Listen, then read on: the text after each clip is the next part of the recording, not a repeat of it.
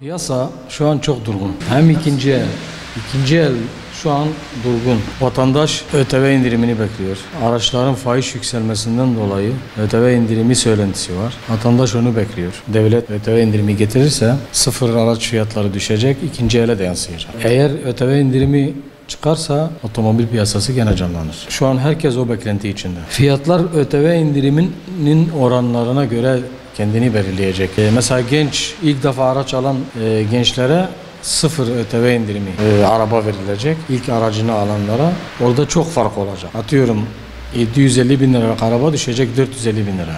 430 bin lira civarına bir fiyata düşecek. Böylelikle sıfır aracı fiyatı düşünce aynı model, aynı marka araç ikinci elde de düşecek. O orana göre o da bir düşüş yaşayacak. Şu anki durum durmuş vaziyette. Hiç kimse ne araç satabiliyor ne alabiliyor. Tabii alan da satan da. Şimdi satmak isteyen de satamıyor şu anda. Çünkü herkes beklentide olduğu için alıcılar yanaşmıyor. Şu an bizde bir sürü araba var ama hiç arayan soran yok. Daha önceleri telefonumuz durmazdı.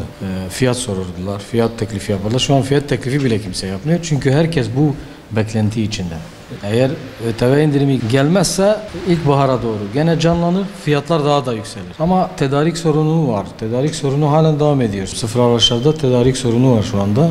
Halen devam ediyor. Eğer o devam ederse değişen bir şey olmayacak fazla yani. Çünkü gidip araç alacaksın, araç yok. Bayide araç yok. Üretim az. Bu da ara değişik şeylerden dolayı bize söylenen yani. Şimdi en son zamanlarda işte saç sorunu diyorlar. Saç yok yani. O yüzden araç üretimi biraz ağırlaşmış. Herkes ÖTV indirimi gelecek diye bir söylenti var piyasada. ÖTV indirimi gelecek diye hiç kimse araç almıyor. Fırsatçıların önüne birkaç hamle yaptı. İşte yaptılar onlar için 6.000 kilometre sıfır araçlar 6.000. 6 ay stok yapanlar biraz fiyat düşürdüler.